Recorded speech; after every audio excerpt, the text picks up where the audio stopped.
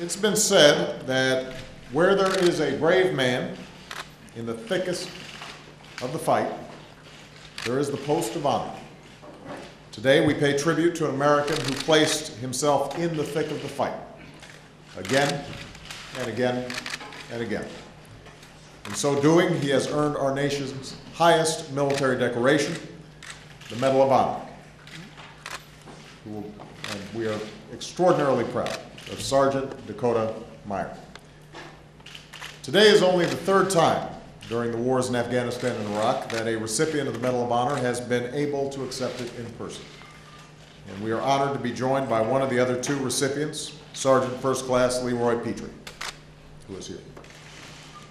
I would point out something else. Of all the Medal of Honor recipients in recent decades, Dakota is also one of the youngest. He's 23 years old, and he performed the extraordinary actions for which he is being recognized today when he was just 21 years old. Despite all this, I have to say Dakota is one of the most down-to-earth guys that you will ever meet. In fact, when my staff first tried to arrange the phone call so I could have told him that I'd approved this medal, Dakota was at work at his new civilian job on a construction site. He felt he couldn't take the call right then because he said, if I don't work, I don't get paid. So we arranged to make sure he got the call during his lunch break. I told him the news and then he went right back to work. That's the kind of guy he is. He also asked to have a beer with him, which we were able to execute yesterday. Dakota's the kind of guy who gets the job done. And I do appreciate, Dakota, you taking my call.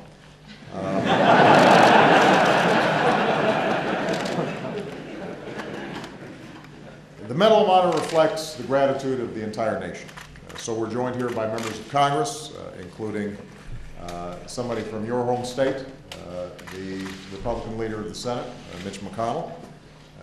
We are joined here by leaders from across my administration, including Secretary of Veterans Affairs Rick Shinseki and Navy Secretary Ray Mavis, and leaders from across our armed forces, including the Commandant of the Marine Corps, General James Amos.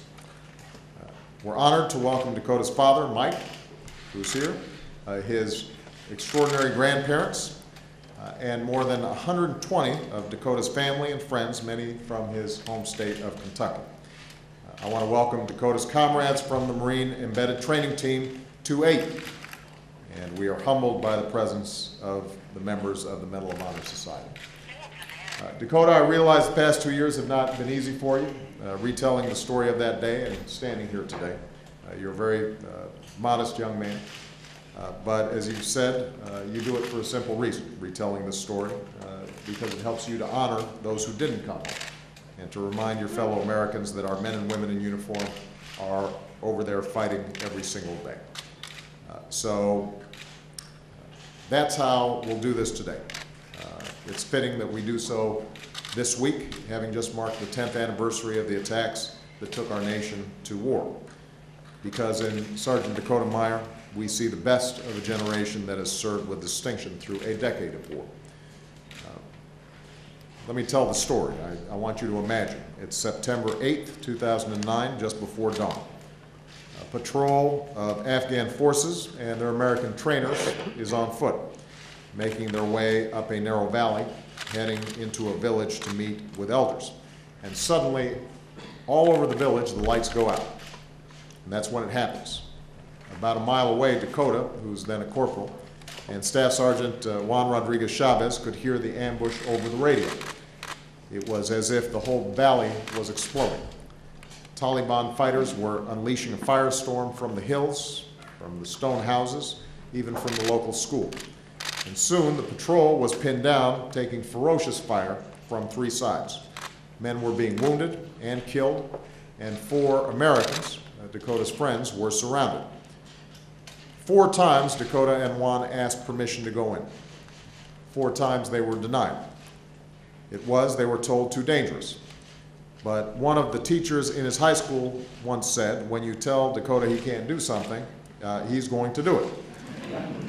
And as Dakota said of his trapped teammates, those were my brothers, and I couldn't just sit back and watch. The story of what Dakota did next will be told for generations. He told Juan they were going in. Juan jumped into a Humvee and took the wheel.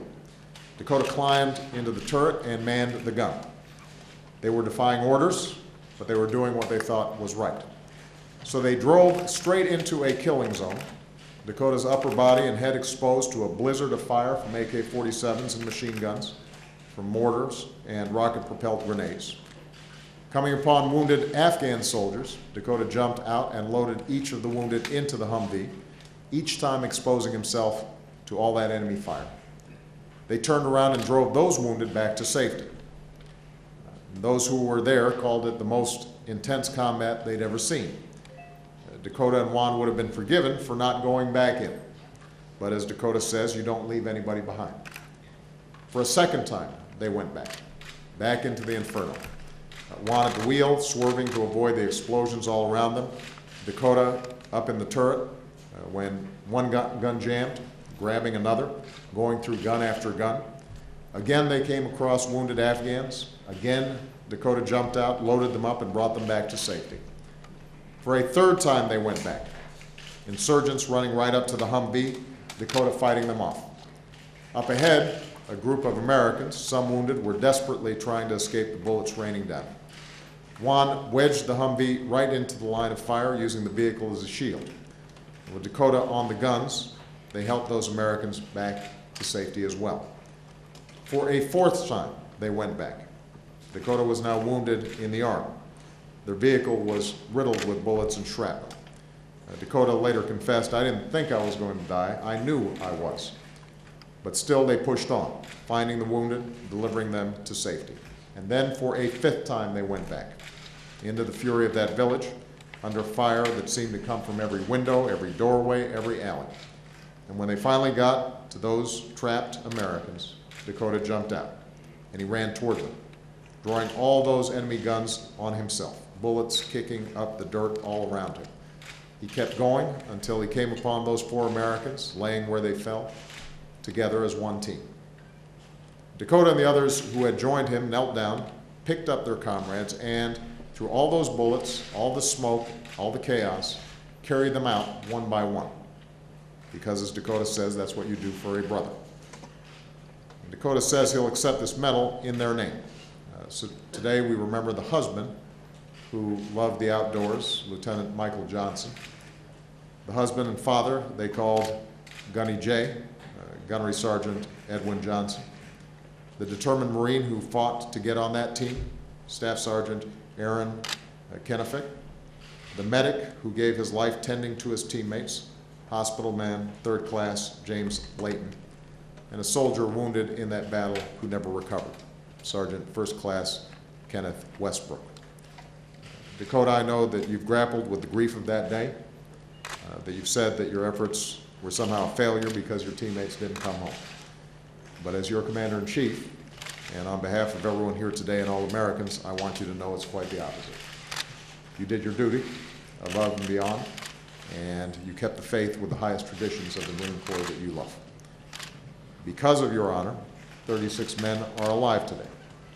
Because of your courage, 4 fallen American heroes came home. And in the words of James Layton's mom, they could lay their sons to rest with dignity.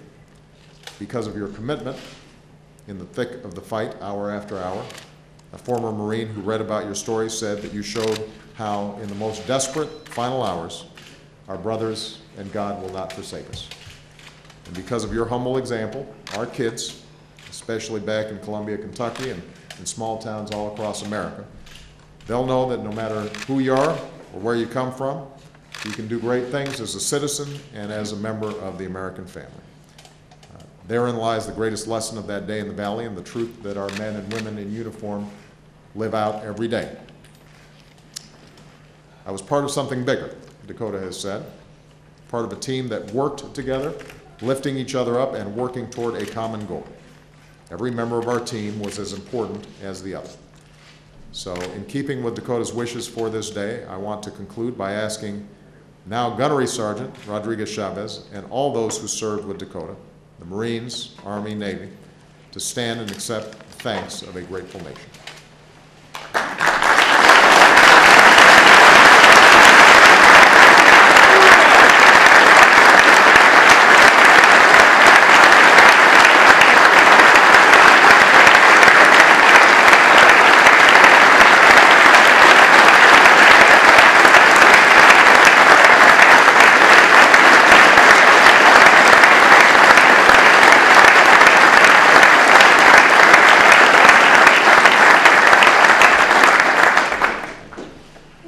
Every member of our team is as important as the other. That's a lesson that we all have to remember as citizens and as a nation as we meet the tests of our time here at home and around the world. To our Marines, to all our men and women in uniform, to our fellow Americans, let us always be faithful. And as we prepare for the reading of the citation, let me say, God bless you, Dakota. God bless our Marines and all who serve. And God bless the United States of America. Semper Fi.